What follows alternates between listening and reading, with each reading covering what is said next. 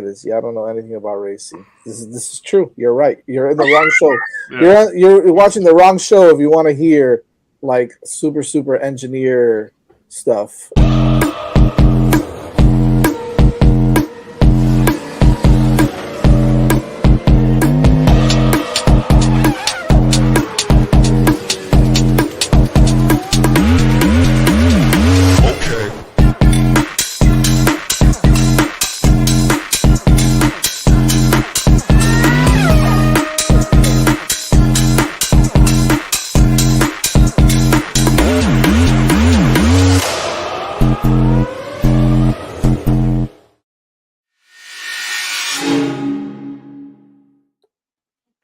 Hello, everyone. Welcome back to Hitting the Apex. Joined as always by Evan. Evan, how's it going, man? Good. Just a frustrating weekend. Indeed. I guess we can start with the review and the predictions. As I'll pull up the race finisher. Should we wait for Carly? Nah, she'll hop on eventually and Because I say feel like she her might have something to piece. say about the race results. But Max obviously wins. George in second. Carlos a surprising third. But yeah. So the predicted order of finish. I had Oscar, Max, and Lando third, and the surprise Kimmy ahead of George. Surprise looked pretty good for a while there. Yeah, You had Lewis to win, Lando second, Max third. Surprise is Oscar in 8th to 10th. Our man didn't finish a lap. And then Carly had Max to win, Charles second, Lando third. Surprise DNF both Mercedes. And Phil, who hopped in the chat as well, had Max to win, Oscar second, Lando third, and surprise Bortoletto in fourth. Yeah, a lot to get to. The shout out to Jeff and Brandon in the chat. Yeah, the McLaren domination did not arrive this weekend, and yeah, it was the opportunity Lando had been waiting for, and he blew it. So big time. that's my take. What is your takeaway for the weekend? That was mine. Well, I mean, I think it all started with qualifying. I think that we saw, what was it, a record 6 red flags during Yep, qualifying. I the think it was. conditions were you called us out on the preview last week that the conditions with a high speed street circuit Oh yeah. or a recipe for a lot of crashes and issues. And boy, were you right. Yeah, so it was, we had those 6 red flags really kind of messed up a lot of people's opportunities in there. Everybody pretty much kind of had issues all the way up and down the field. It wasn't just the people that actually got knocked out during qualifying. Even the people who made it through qualifying were still hitting the wall and losing grip and just not having good laps. But then going into McLaren. I mean, the decision for them to go out, for them to put Lando out in that last, stint of in Q3 of first, ahead of everybody else, really just put him on the back foot. Everybody else was getting toes. Everybody else was coming down that back straight. With somebody else pulling him at least a little bit. He was the first one really to go out there and test the waters and see how the grip level was in that final run, and it killed his chance to be able to do anything. And I mean, you saw it. He was up there. He got right up there with Carlos Sainz. I think Carlos Sainz was still P1 after Lando's lap, and then everybody else just started jumping him. Max jumped him, George jumped him, Kimi, everybody jumped him, and it just got to the point where you're just sitting there thinking to yourself, why would they make that decision? Why would they make a decision to put somebody out there? I mean, I guess the only thought process is, if something else happens, at least he'll have a lap done. He'll have a banker in, and maybe somebody else will cause another red flag, which will end the session. But I mean, it completely backfired on them, and it made them look like they were rookies going out there, making a decision like that. Yeah, I do think that was. I think they were all just struggling with the number of red flags and whether or not they never put the time back. So Yeah. someone, you'd have to do an out lap and then get your lap in. And I do think we saw some of those weird strategies because they were worried about hey, let me just try to squeeze something in any window I can because there's so many accidents and so many red flags that there's a good possibility you won't actually get a window to get your out lap and your actual pace lap in. So yeah, the qualifying was weird. Lando did have a shot though. He did have a clean lap. Well, he had an attempt at a clean lap, but he messed it up and clipped the wall. Right at the very Which end too. yeah, he potentially could have gone. I don't think anyone was touching Max this weekend. No. That low downforce setup on that Red Bull is very good, and but Lando easily could have finished second or third, and that would have been a whole lot of points in his championship chase. Instead, he finished seventh and only made up 6 points. So Yeah. not great for him. Max was, I mean, to me, the other story was Max was just dominant, dominated the qualifying, dominated the race, just ran away with it. It was not really, any kind of concerns for him. He's smooth as silk and right through, easy win. And on that transition, smooth operator in P3. Come on. Yeah, he needed it. He needed the points, man. He needed a performance like this. We talked to you. I think you more than I did, but we both talked about this last week. That hey, he's quietly very badly underperforming his teammate, and he still is. By the way, when we pull up the championship standings, Yeah. that still did like pull him even with where Albon is, but that podium was something I think he needed. He needed a strong result, and obviously he got it. And it started in qualifying. He almost put it on pole. Yeah. Yeah, he really did. And we talk about all the time how, the Williams really does kind of have a really good low down force setup. And oh, there goes Carly. Let's see what she has to say about her boy winning. But we have been talking about the Williams having their low downforce setup, like I was saying, and they usually run pretty good at tracks like this where it is high speed. We didn't really see it out of Albon this week. Albon kind of had a rough week as well. He had the issues, penalties, and I think he had an issue in qualifying too, right? What was it? Yeah, he did. There were several drivers that just felt like this weekend they just weren't in it for Yeah, whatever reason. Obviously, we haven't talked about Oscar, but he definitely yeah, fit that bill as well. yeah. So let's go into that then. With Oscar. How did you I, feel like with the qualifying and I mean, the everything? Like, qualifying again. I almost excused the qualifying because it was so messy that like yeah, stuff's gonna happen. As Carly said, there's a shake up there. The race though, I mean, what was that?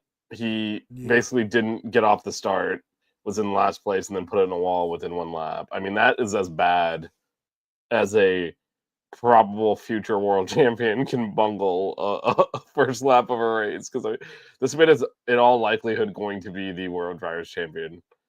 And yeah, he started in 10th, I want to say. Like he started, it wasn't that far back. Where he should have been able to score some points, and instead, as I said, like just I don't know what I never saw an explanation for what happened. Did you see an explanation for what? yeah. He jumped the start. Oh, He that's right, he that's right. I did see yeah, it. See it in real time. He got a penalty too. yeah.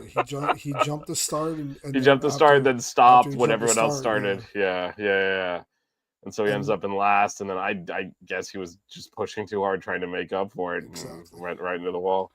exactly. And who was it? It was Alonso right behind him jumped also Yeah, because he saw him move. yep, So you see both of them kind of jump the start, and then you see, Oscar just like basically stand still. Probably, more likely like, oh shit, I messed up. Let me, slow down. Maybe they won't give me a penalty. If I just let everybody pass me at this point. But then, he tries to push and that confidence that he has. We've seen him make some amazing moves this year. We've seen him make amazing moves, last year as well. Monza comes to mind where he goes outside on the Lesmo and just completely gets past Leclerc like a move that we've never seen in these modern Formula One cars. So I get the confidence there, but man, with how this track is laid out this entire or this whole weekend, you just can't expect that there's going to be any type of grip outside of that racing line. Especially in the beginning of the race, right when everything is starting. So he made the mistake. You saw during the race, he's sitting right there where he or right by where he crashed, just literally in a lawn chair, just like kind of watching the race. It was great. It was funny to watch Yeah, him I was do that. watching on his phone. Yeah. No, no, not even. He was literally at one of the corners, Oh no, just yeah, yeah, yeah. He in was like a sitting. No, but marshal's chair. he had put the. I don't know if you saw. He put the phone up on like the safety barrier, Oh, so he did had the he? phone on, and then he's like, yeah, That's awesome. I was watching F1 TV as he's watching the race yeah. And right then there in I front of can't him. remember who it was, but someone like crashed right in front of him. I forget Oh, who it was. that was probably the what was it, Gasly? Or no, the Bortoletto and the other Williams, Albon, That was Bortoletto, and Albon, right? That hit him. Yeah, went yeah, kind of went for some. I mean, that was that was again when we talk ambitious. about guys that have been quick all year that just felt way off Yeah, this week, like Oscar and Alex Albon as well. That was just I don't know. There was no. That's not really a spot you can overtake in. There was nothing on. He didn't. Wasn't a mistake from Bortoletto. There was no opening. He just decided he was going to go for it. I don't know what he was thinking. But yeah, but back to Oscar. I mean, that's just. I think he jumped the start so badly. He was actually braking to stop when everyone else was going, and I think that's why he yeah, just dropped way back. Because usually we see the things like it's a split second early, or they creep forward, and so it doesn't necessarily even affect their start. And it's kind of like, all right, we got to go to the computer to see if they really jumped. In this case, he was so far in front of his box and so early that he had time to brake and stop. And so everyone else sees the lights goes out and hits it. And he's actually hitting the brake at that time. And that's just, yeah, he went all the way to last place, like you said, and then decided to stay there by wrecking. Um, but yeah, Lando did not take advantage of that, unfortunately. Well, a little bit, but I will say, well, so let me get into Lando a little bit there. yep, So here's my opinion on what happened with him throughout the race. First of all, he had a horrible start. He had a horrible restart. We right, saw that, the beginning of the race. Charles Leclerc got past him, and then it kind of, made it more difficult for him in that first stint of the race.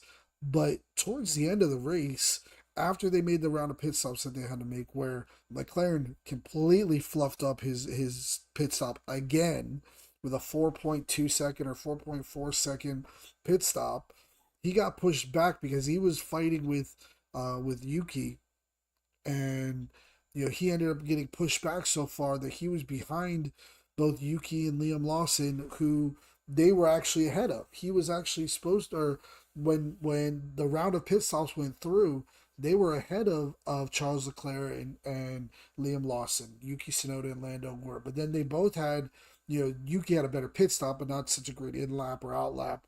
And then so those four started fighting with each other with Lando in the back of it, and Lando just couldn't get past Charles until there was just an absolutely overwhelming situation where Charles lost the DRS completely off of the back of Yuki, I believe it was, and then Lando finally had his opportunity.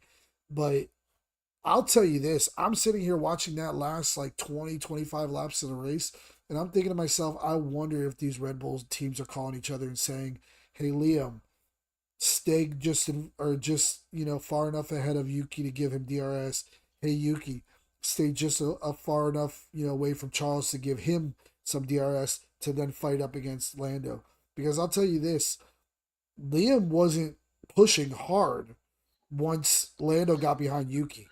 You could tell that there was some teamwork going on there. There was, I don't know about that. listen, What to what end? to Why the would end they of, care? because to the end of, if Liam gets too far ahead of Yuki, Yuki loses the DRS. Lando jumps him. Yeah, why do they care about 2 points at this point? Well, I mean, for Uh, them it's 2 points, or for Lando it's 2 points, but for Yuki and for Liam it's like yeah, but it's still they're just 2 points. I to me it's so to me the I get what you're saying. There is some logic to it, so it's not like it's completely off the wall. yeah, But I've watched Yuki drive this entire year. The man sucks. I just think he can't overtake because he's not good. Like that's yeah. embarrassing for him. But And that's my point, though, is that still Liam Lawson was, you know, could have gotten further away from him, and if he had gotten further away from him, Lando would have been able to yeah, I to see that's where I disagree. The Red Bull's the faster car. Um, I just don't think Yuki was good enough to make an overtaking maneuver. He's not good. And so I think that's why he ended up being a DRS train. He should have easily been able to overtake him. But to your point, the pit stop, just unacceptable from McLaren again. Yeah. It's now multiple races where they've essentially ruined Lando's race. And this time, I mean, he's definitely going to finish fifth. Yeah. Likely, very good chance to finish fourth or even third. Because again, he had the faster car. He would have come out in clean air. He would have. I don't see any way he wouldn't have caught the Mercedes. And if he's overtakes him quickly, he could definitely have easily gapped the Williams. So, I mean, a podium was on there, and they screwed the pit stop up, and he got stuck right behind the same train he was stuck in before. Yeah, they ruined his race. I mean, as much as because like you said, with the way Lawson and Yuki were, basically, you'd almost have to overtake them both on the same, because they were front to rear. So. Yeah, that pit stop killed him, because I think he would have at least finished fifth minimum. I think fourth or third was probably likely, and that's 9 points on his attempt to overtake the championship that he lost there. And that is, yeah. I mean, that's been the story of his season, has been missed opportunities. And really? This is another one. I mean, he's had the bad luck, like his engine let go in the Netherlands, and when he got some luck from Oscar, he just didn't capitalize because various reasons. But a major one is they screwed his pit stop up, and all of the work he did to get into a position to, on that last stint, make a push and get up onto the podium was thrown away in that pit stop. Yeah. And I mean, McLaren needs to figure that out, because it's not the first time. It seems to be the front right that's causing them problems, and everyone wants to blame the mechanic. It's not. This is all computers. You're literally just holding a machine there, so they got to figure out why it won't. Why they're having issues getting it to attach and detach. It's not. Yeah. Again, it's not a human error. It's a computer. These are all computers. It's a computer error. So they got to fix it. I think this one was the right rear that there was the issue. I thought it was the right front. It might have been either way, it's not the first time. Could have been the whole right side, yeah. Yeah, but either way, it's not the first time, and everyone's pointing at the mechanic. Like, the mechanic doesn't do anything. Yeah. Okay, if the mechanic dropped the tire or something, that's different. But the gun it's all We've talked about this before. There's lights on it, and you just put it on. Any one of us will actually probably break our wrists, but if we were trained, we could hold that gun up there. There's no that's not that. I mean, it's all timing and all. It's like he put the gun on late or anything. The rest of it's just the machine's supposed to do it, and it didn't. Yeah. So you figure they would have looked into that after the last time this happened, but maybe they did, maybe they didn't. But that was a huge moment there, because again, Lando ends up making up 6 points instead of potentially 15. That could ultimately decide the championship. It could. Anything else stand out for you? Who was your driver of the day? Was it mine's Max? I think that's it's stupid, but also you gotta do it, man. I mean, you gotta say Max, really, but Carlos Sainz. I mean, I'm gonna put him up there as well, just because true. I think that nobody really expected that. We kind of all expected, maybe Albon would be up fighting in that top 5, top 7, but. To see Carlos actually have a good race and have a good qualifying as well, just an overall good weekend for him, was kind of encouraging to see, especially for this team that we all do kind of want to see get back into that fight of the top, 5 or 6 teams. I mean, I know they're kind of right there, leading the midfield, but, we would love to start to see Williams get back up to, the Red Bull, the McLaren, the Ferrari level, at least if not win a race, at least battle with them, for the most part. So just kind of a good time to see, or a good, situation to see him get on the podium.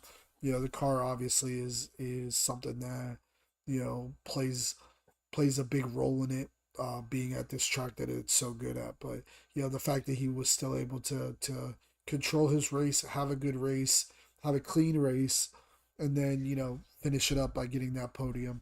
It was another smooth operator situation, so we like it. We do like to break down song, huh? We're gonna get demonetized because you're so on key that they're gonna gonna come for us.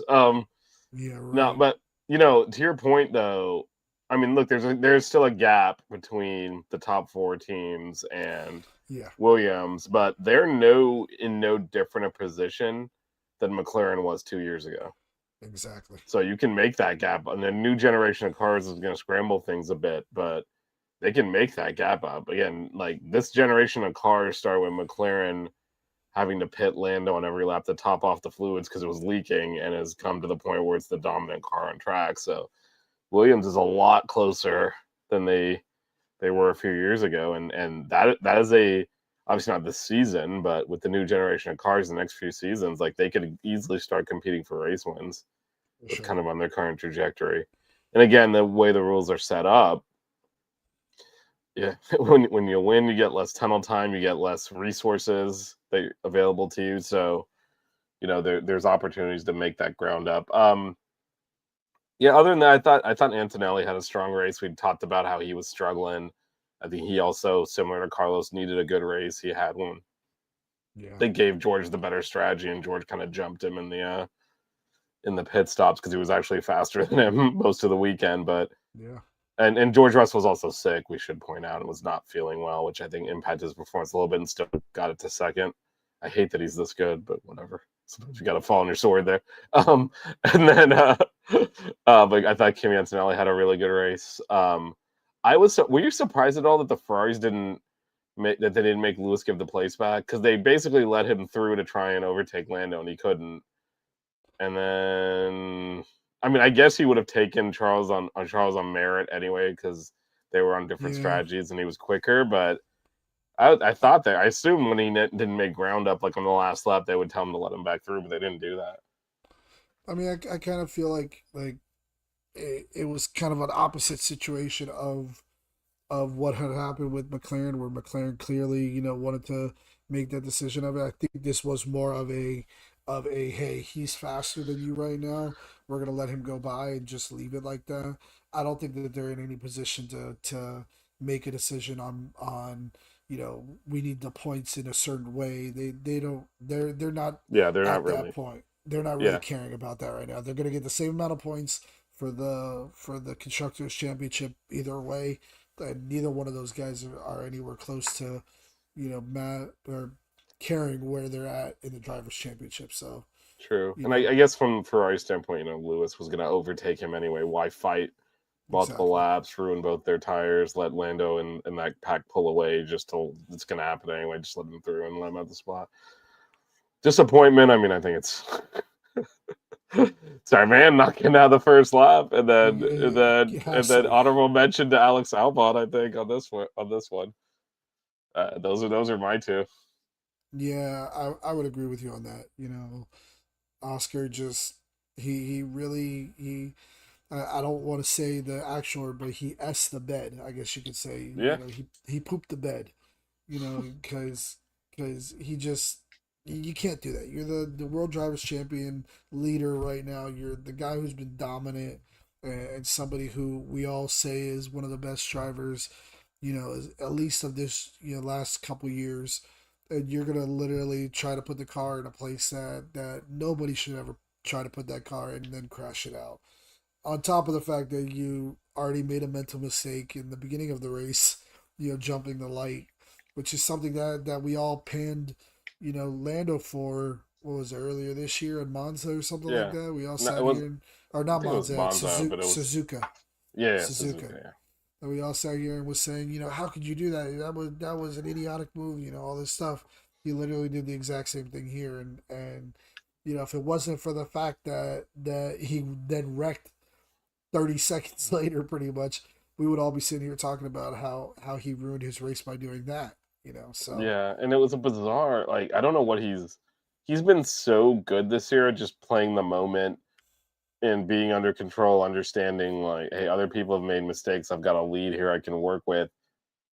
I would get it if Lando's on pole and yeah, he's like, crap, I'm about to lose 20 something points to this guy. I got to make up ground. Lando was sitting there in seventh. Like, it wasn't, you literally can two see the, spaces ahead of him. yeah, you can see the points. Like, losing 3 or 4 points to Lando at this point in the season is a win for Oscar. That's not enough for Lando. So, why he thought this like was so amped up. Like, because again, that was not just like sometimes they try to anticipate the light going out they're not supposed to, and the reason is because they can get jump the start and get a penalty. He was so early; it felt like I don't know. I honestly don't know what was going on there. It's a rookie mistake from not a rookie. Um, Well, they said it might have been a clutch slip. They said it might have been something like that, mechanical issue. Honestly, I just think he had Lando literally right in front of him because Lando was in yeah, seventh and he was in ninth. was They trying to he jump Lando, and that's Yeah, that's right at the yeah, beginning of the exactly. race. We're totally on the same page there, and that's why I was like, I don't understand what he's been so good about picking his spots to. That's one of the reasons he's comfortably in front still is because he's been good about maximizing his points, understanding. I'm not going to set it up the inside here and potentially come out away with nothing when Lando's kind of done the opposite, Yeah. and that's a lot of the gap here. Um, and for him to you're right, he saw Lando, he's like, I'm gonna get in front of him, and he didn't need to get in front of him. Just You circle the got a whole track for race. 51 laps, and you're gonna end up in maybe a spot or two behind him, but that's one less race, and that's not enough points for Lando to catch you, not even close. So it was a weird one that all I don't know. It was obviously a terrible race from him, and then It was Albon same thing. frustrating. It was frustrating, but also it was bizarre because just he hasn't been doing that. Like he's been Yeah, very good about picking his spots, and this time he just he not at just all. went for it. But anyway, so that did change a little bit. Lando got a little bit closer. He's now exactly one race win away, Yep. 25 points. Um, Still, he's going to need another DNF at Oscar, and a race win to kind of eat that. I feel like only making up 6 points with this DNF this might actually be the weekend that he lost it, even though he made up some ground because I felt like that. I don't anticipate a lot more races like that from Oscar where he's going to get the opportunity to score that many points. Like obviously he's within a race, so if Oscar DNFs and he wins in Singapore, he's tied for first. But that is just, I mean, you got your DNF and only made up 6 points. That hurts. Yeah, but also what this has now done is it kind of, you know, little bit, maybe possibly put Max back in the running for this thing. I mean, if For we what see thing? more for the championship, there's still a Absolutely not. possibility. There's still a Absolutely not. possibility now. He's well within 100 points of him. There's plenty of racing There's left. If absolutely a if zero they keep percent on, chance. but if McLaren keeps on doing this, and I'm saying this for Carly, if McLaren keeps on having weekends like this where they're making boneheaded mistakes and they're having bad pit stops, and Max keeps on winning, there is still a possibility. This is the time of year that you can see Max Verstappen start to dominate. And if Max Verstappen comes in here and these McLarens keep on making these little mistakes here and there, I mean, there's still a possibility. This was the weekend that if Oscar and Lando would have finished 1 and 2, they would have set the record for the earliest constructors championship win in Formula One history, and they blew it. The team blew it as a whole Yeah, but they're just team, going to do it in not Singapore just now. not okay, but still, if the team keeps on making bonehead decisions and bonehead moves like the Q3 putting Lando out there first, like Oscar, making mistakes, jumping the start and wrecking, like the pit stop issues. They're making Ferrari esque issues from 5 years ago when we were sitting here thinking, what the heck is Ferrari doing? They're making those same type of issue, or they're having those same type of issues now on a weekly basis, and the one person that's taking advantage of it is Max Verstappen.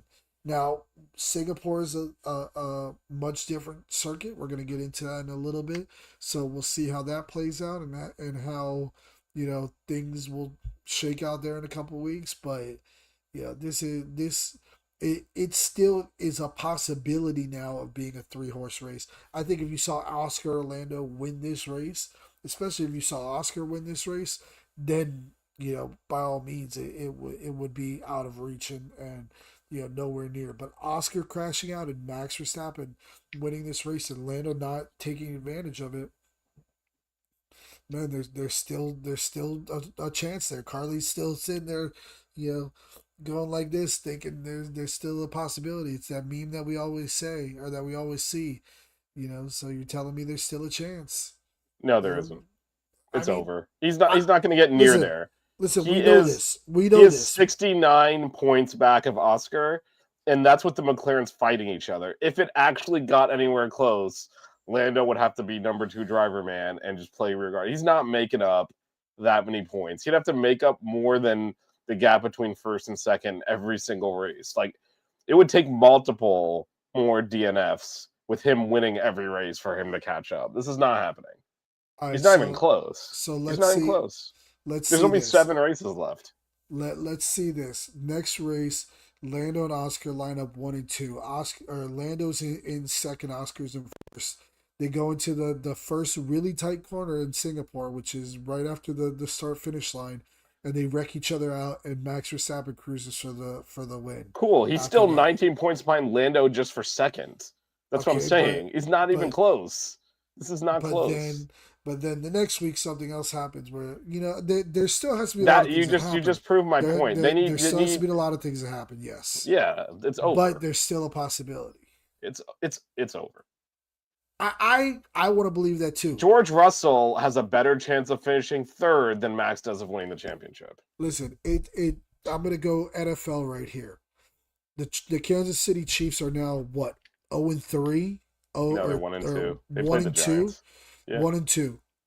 Do we still think that or do we now think that they're out of contention for a Super Bowl this year? Of course not.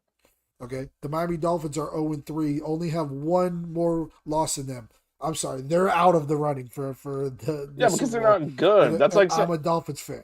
Okay, but this is that analogy doesn't hold up at all. First of all, I think it does. No, because if it was 3 races into the season and Max had wrecked 3 times, I would say, yeah, he absolutely has a chance. There's 20 races left. But if you told me, okay, but also the Haas wrecked 3 times, do they have a chance? No, of course not. The Haas. There's not enough races left. That I agree with. That is close. There's 7 races left is the problem. It's just gonna, and there's 2 cars too. If there was 1 car in a straight shot, maybe, but like. He also like you said, he doesn't need Oscar to. He needs Lando to crash into Oscar multiple times. Like it's not just that's the issue. Because even if they double DNF the next race and he wins, he's still 19 points. It's almost a full race behind second. Like it's too much of a gap, and there'll only be 6 races left at that point. Like they're just running out of time. He doesn't. Listen, not to mention that like those back-to-back circuits are just low downforce circuits that the Red Bull is specifically good on. Yeah. And even after the race, he's like, well, Singapore's a high downforce, so I'm screwed, basically is what Max said. So like I don't know. I don't think he's gonna get close. Again, I think George Russell has a better chance of catching him than him of catching Oscar. You know me. I want a McLaren to win. I 100% want a McLaren to win. I don't care. I'd like it to be Lando, but if it's Oscar, at least it's a papaya car that wins the championship this year. I just hate to see that Max Verstappen is still just there. It's like if the Patriots got into the playoffs as the 8th seed. You know what I'm saying? Again, you're trying to use these analogies that don't make sense But sure, that makes sense. They're coming in. They're beaten and battered. And yeah, but the game starts close. 0. But the game starts 0-0. That's not. Yeah. If the Patriots were down, okay, maybe if you want to use a football analogy, the Super Bowl against the Falcons. Okay. There you go. And I would have said there's no way the Falcons would lose this game, and I would have been wrong. Yes. Yeah. But that's the territory we're in. We're in the 28-3 territory, and we'll see if I just don't see it. I think the biggest issue, in addition to it's a large points gap, is there's 2 of them. Yeah. You got to make it up over 2 of them. That's true. So to me, that's the biggest issue, because let's say, Oscar has a mechanical whatever in DNFs, because there's no way Max is making that up unless Oscar DNFs multiple times, probably. Well, then Lando's there to pick the pieces up. It really does need to be them, like you said, crashing into each other, except not just one time. Yeah. Because one time will make it a little bit more interesting, but he's still 19 points back of Lando, even with a DNF for Lando and a win for him. Yeah. And then there's only 6 races left still.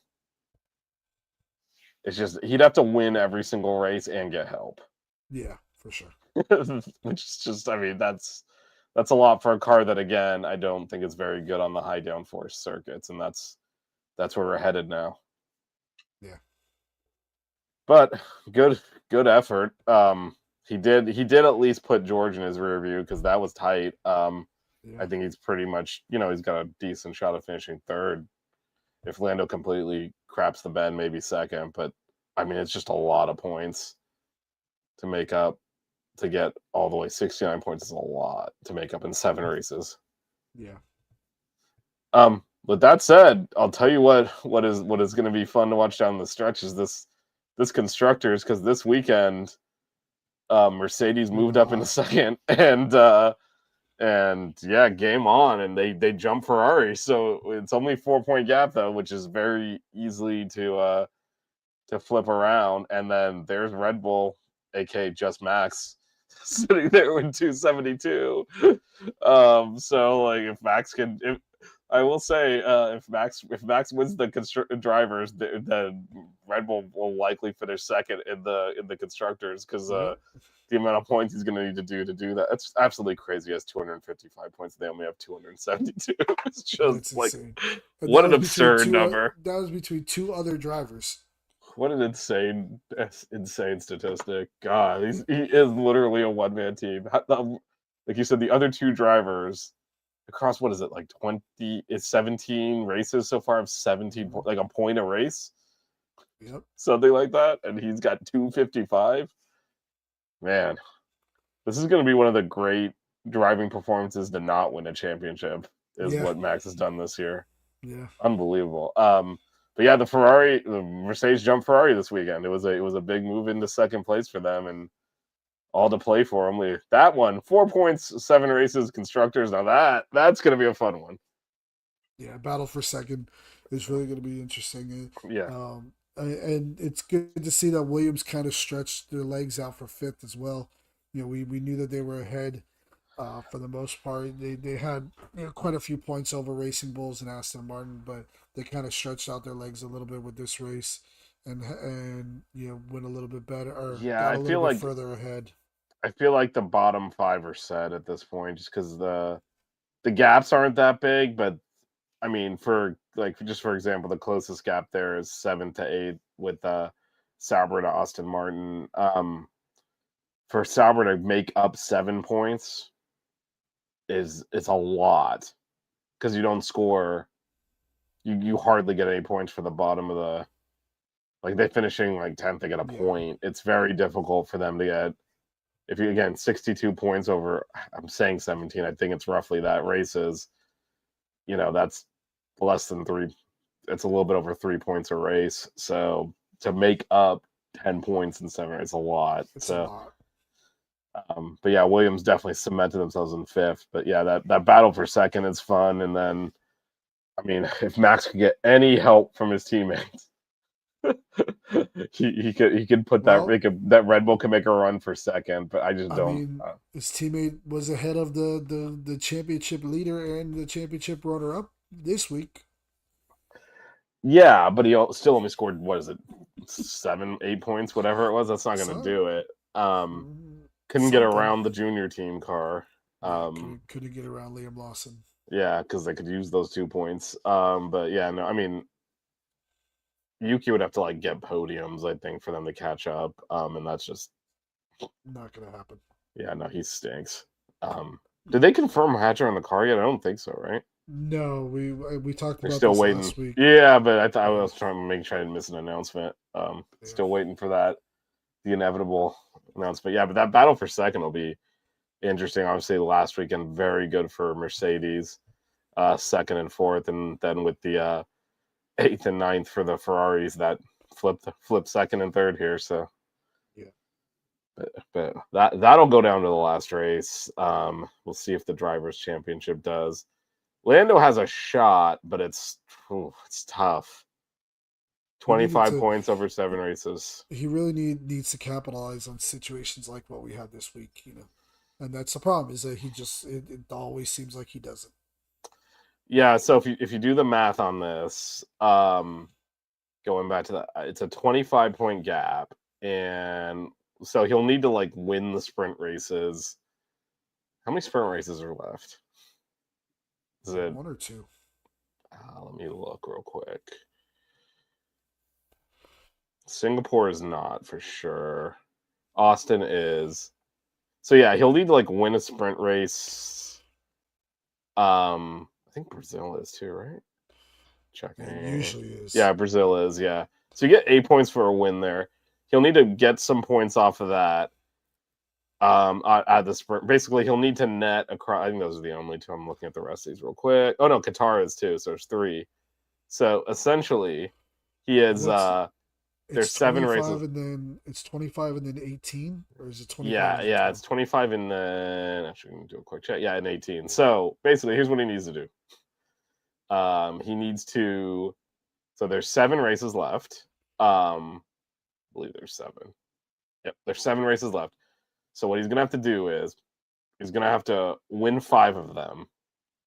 And then between Oscar finishing, if he finishes second and the other 2, that's 21 points he's made up. Because it's 7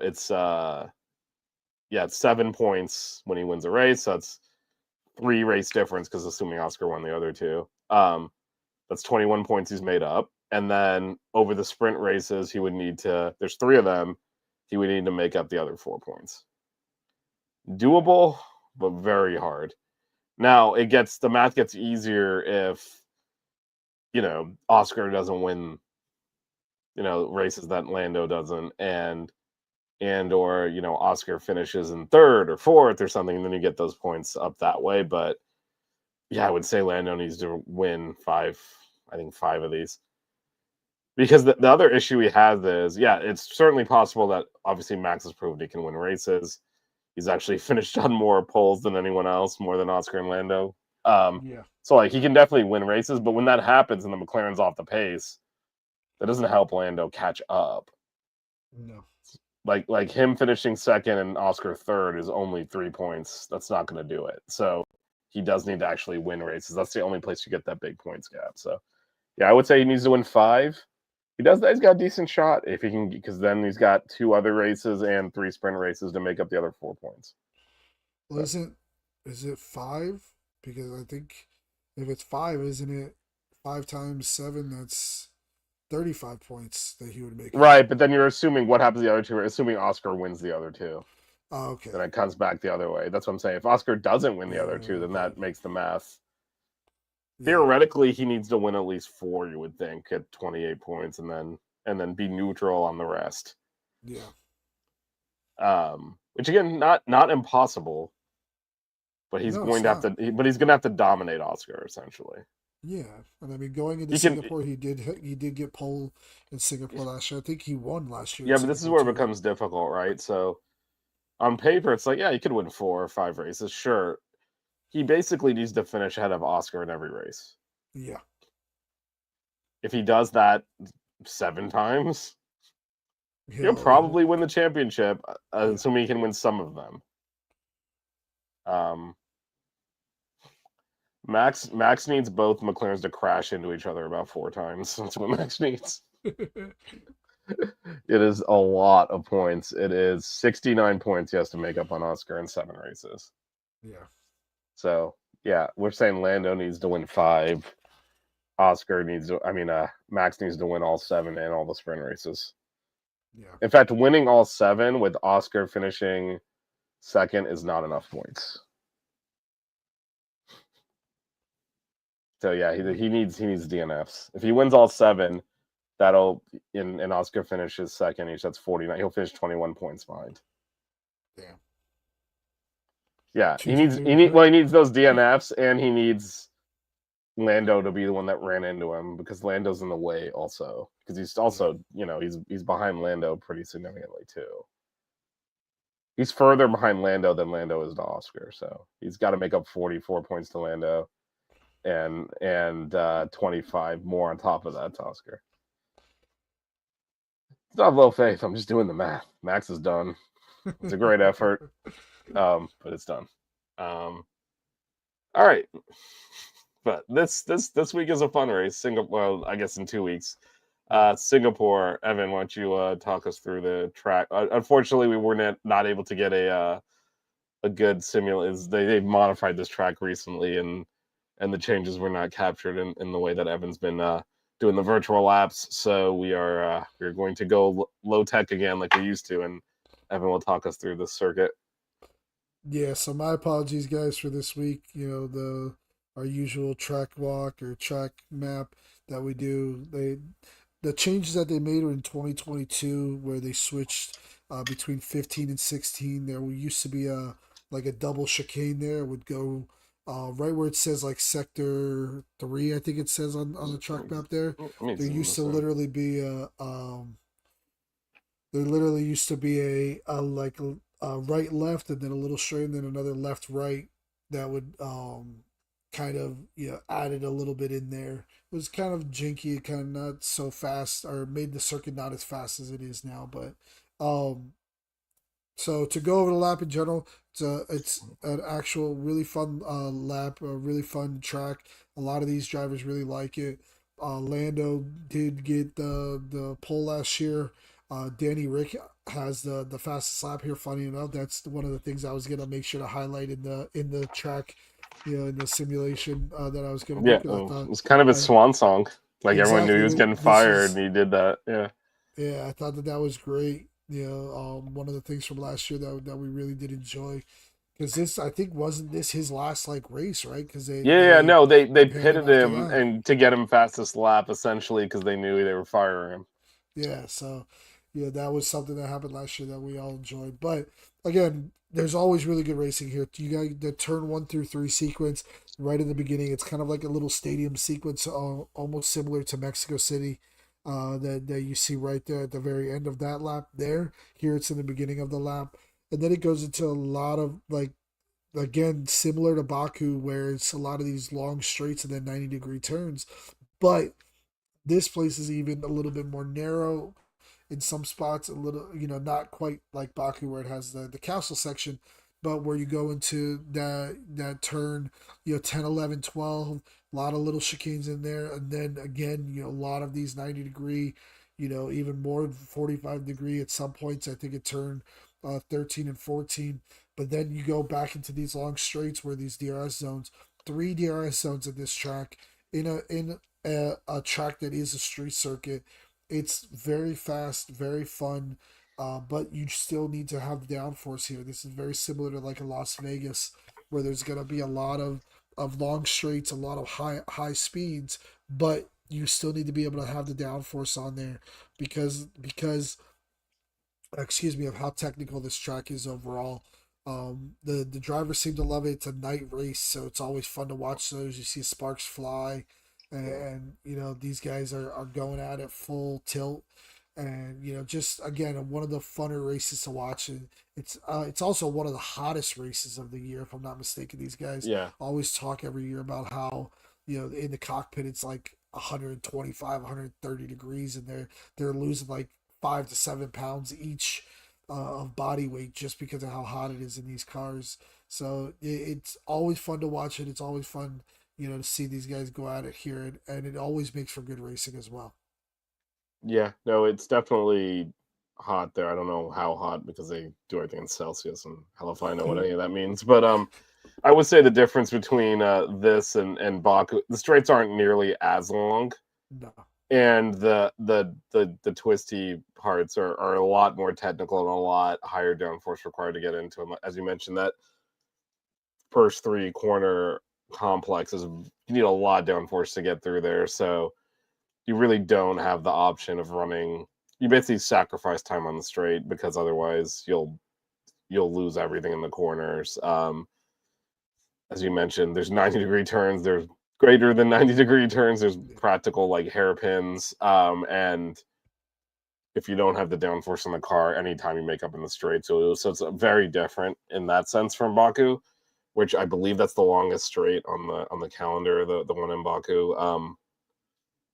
That and so that one you're kind of like, oh, I mean, I'll sacrifice the castle section because it's the straight is long enough to account for it. In this case, it's not, so they kind of have to just live with a little bit less straight line speed to maximize the one lap performance. With that said, I think yeah, this feels much more like a McLaren track than the other last two. So we'll see if they can restore order. But as you said, this is the infamous Crashgate track. This is, even if unintentionally, a track where incidents happen. Yeah. So you could get a quirky result here, in terms of that, just because you never know when someone's going to hit a wall. And they're generally safety cars here, so timing of pit stops, all of that can come into play pretty big here. It's a technically challenging track, like you said. It's one that drivers like to drive. There tends to be a lot of first lap incidents on this, because that you can see it on the map here, but that run down to the first corner, and then how intricate the 1, 2, 3 is. There tends to be contact going through there, so we'll see if that happens, and if it shakes the order up a little bit. In terms of tires, we've got a situation where it is your where the tires are the middle of the pack here. So we're going this is 5, 4, and 3. 3 being the hard, and this has historically been a one-stop race. Don't really see that changing, given the pit stops. I want to say it's a longer pit lane. It takes a little bit longer to get in and out, but also just overtaking is difficult here. And so you generally don't want to give up track position. So I would expect it to be largely a one-stop race based on the tires there, and that's what it was last year as well. Yeah.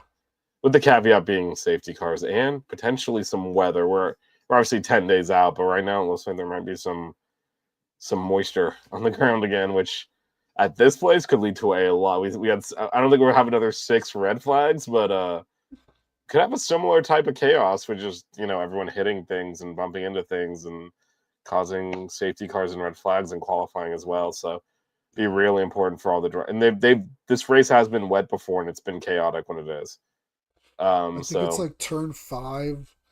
There's usually a lot of issues. If I'm not mistaken, I think last year Lando, even though he had the pole lap, during the pole lap that he did, he actually hit the wall there at turn 5, or maybe it was during the race or something like that, where he was leading and he hit the wall like the final few laps or something like that. That we all kind of held our breath, because Max was coming up behind him, or somebody was coming up behind him, and it was one of those situations where it's like, whoa, hold on, because there is a lot of incidents here, and a lot of those 90-degree turns, these are street circuits. These aren't prepped racetracks. right. So with the rain, with any of that stuff, this is one of those places that stuff can happen, just like at Baku. Yeah, and I want to say there's areas where the water pools up, because again, it's a city. It's not a circuit, and so the drainage, like on normal tracks, I'm sure you're obviously aware of this, Evan. In case people aren't aware, they'll grade the cement so that the water drains off, and you don't necessarily. They try to do that in city planning, but you can't do it everywhere. And so there's areas where it pulls up, it gets really slick. So we'll see. Again, right now there's rain forecast, but again, it's 10 days away, so we'll see what comes to fruition there. But that could obviously mix things up as well. This has often been the decisive race on the calendar, even though it's not right at the end, just in terms of, because you get these fluky results here and things can happen, and it can kind of either cement a victory, a championship victory, or throw it into question. And Oscar has an opportunity here to kind of put everything away if he takes pole and just drives it home from there. So with that said, we've got the timings of the session here. So practice 1 is this is October 3rd, 5:30 a.m. Practice 2 at 9 a.m. on the same day. Practice 3, 5:30 a.m. on Saturday. Qualifying 9 a.m. on Saturday. The race at 8 a.m. on Sunday. So again, because it's a night race, we fortunately do not get the Japan Suzuka calendar where it's like race at 2 a.m. So that's good I at love least. that. That's oh yeah, I love that that. I guess that's good for me. Maybe not for Evan, although I will be up in Tallahassee that weekend, so we'll see. But Ah, we have some business to take care of up there. But this is always a fun race. It's always eventful, so yeah, yeah. I'm looking forward to it. Evan, we're running out of races here. It's starting to get a little sad here. The I season's know. oh man, and we're winding down pretty rapidly here. I know. It seems That like that this much. this year's going by so quick. It hasn't. It hasn't. Because I mean, God, you think all the way back to the beginning. I think about Yeah. how long ago the Miami Grand Prix was when everyone Oh was in yeah, that's town. true. Like that feels like forever ago. That's the same season. That's But true. these things are. It's becoming quickly becoming a year-round sport. So It's almost as long as since we've had three hosts back on this show. good luck with that, my friend. Good luck with that. But we do have great viewers, listeners, and so we should get our predictions going here. So again, for those in the chat, feel free to put in your. I'll go ahead and write Max down for Carly, but feel free to put your your top three and a surprise pick. Evan, lead us away. I'm gonna go Lando 1, Max 2, and Oscar 3. Um, I think you're gonna see qualifying be a big part of it. I think Lando's gonna come out swinging. I think Max is gonna put on a low down force, set up on his car and just say F it and just try to control the car and have one of those masterful laps. And we're all sitting there thinking, oh my God, he's gonna, do this. He's gonna make it. And then just something happened in the last like couple turns where he just slides the car or something like that. It just doesn't pull it all the way through, doesn't get past Lando. And then Oscar's gonna be right behind him, qualified third. And then I think, during the race, you'll start to see different things happening, the pit stop issues and stuff like that. But just overall, I think that they're going to start like that. They're going to finish like that. Um, my surprise pick is I'm going to go with Albon having or being in the top five. I Oh, think okay. I think he actually has had success here in Singapore in the past. And it is a track that he does like. He's talked about that on Drive to Survive. I think is he part Singaporean? I think that's what it is, or something like He's that. he's he, he's Thai. Thai, okay. Yeah, So I that's know that's he, actually the flag he races under. yeah. Even though he's like half Thai, half British, Half or British, yeah. yeah. So, but Singapore is like a home race for him. He's talked about that during the show. He's got a very big contingent of fans that are out there. So I'm gonna go him top five. Again, we saw a strong performance out of the Williams. This past week with Carlos Sainz, I think he's gonna want to come out and kind of show himself a little bit better because obviously he didn't have such a great week this past week. So. Um, we'll see how it all plays out. Again, it's in 2 weeks, so we'll see how everything shakes out by then. But that's my surprise is Alex Albon in the top five. How about you? Yeah, well, just real quick. So I've got Carly down for um, Max to win. Don't care about second and third. Both McLaren's DNF as the surprise because I think that is the result she'll sign up for. So we'll go with that. Jess got Max. Your father's got Max winning. All right, I'm gonna go for a Hail Mary here. I got Lando to win, George second, Kimmy third. Surprise, Max and Oscar DNF because they crash into each other. First lap incident. Yep. Lando messes qualifying up, starts third. Max knows he needs to overtake Oscar. He sends it. They hit each other. Lando picks up the points. Orlando could be out front and they battle for second and third and wreck each other. And then Something. Lando just takes off. Something like that. The Max and Oscar will crash into each other in DNF. kind of like a Monza crash where he goes up on top of him, Let's hope it's not dangerous like that. Not Yeah. just McLaren all. Okay, so Carly's surprise pick is 19 DNFs. and Max. And Max is the only one who finishes. I mean, I'll write it down.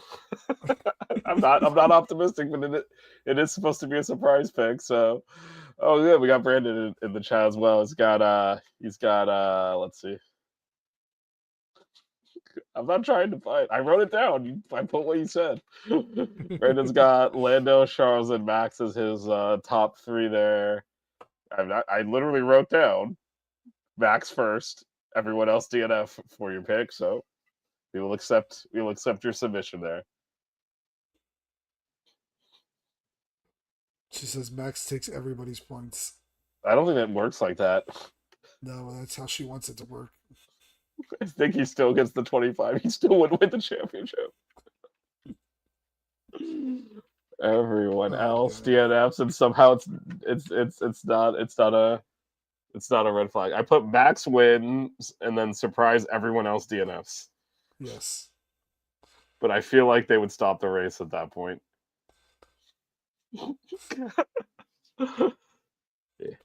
Oh, that's why she's saying you want to fight, because she's saying because you had Max crashing. You know what? I don't have Max crashing. He crashes. Mm-hmm. He will cause the incident. Oscar will not. Max will cause it. I'll add that to the description. Heard that. Anyway, that is in 10 days. The race is October 5th, Sunday. So definitely that is the last race in Asia. And actually, I guess technically if you count the Middle East, but in Far East Asia, and then they'll head our direction and do the Americas next. So a lot of races here. Still got Austin, Vegas, Mexico City, and Brazil in our hemisphere over here before they go to the Middle East to finish off. So that's all that's left. Evan, anything else before we sign off here? No. There was some good other racing outside of Formula One this week. In case anybody cares, the Indianapolis IMSA race was a really good race overall. But just stuff like that. I'm looking forward to. I think there's NASCAR this weekend. I'm surprised Morgan's not on here talking about that, because he's, we've talked about how much he's into NASCAR and stuff.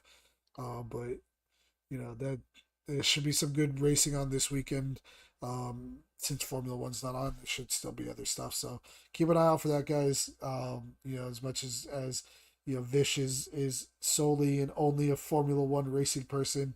We do all still love all forms of racing here. So, I'll put that out there. Maybe we'll try to get Vish to come to the NASCAR race down here next time it's down here. See if we can get him to enjoy it. So, we'll work on that for next year. But anyways, other than that, normal stuff. Have a great night. Have a great week, everybody. Yep. Have a great week, Evan. I know you're traveling, so safe travels, and I'll be back in a couple of weeks to review Singapore and Lando's new championship lead. Yep. Yeah, sure. That's definitely happening. Anyway, good night, everyone. Thanks for watching.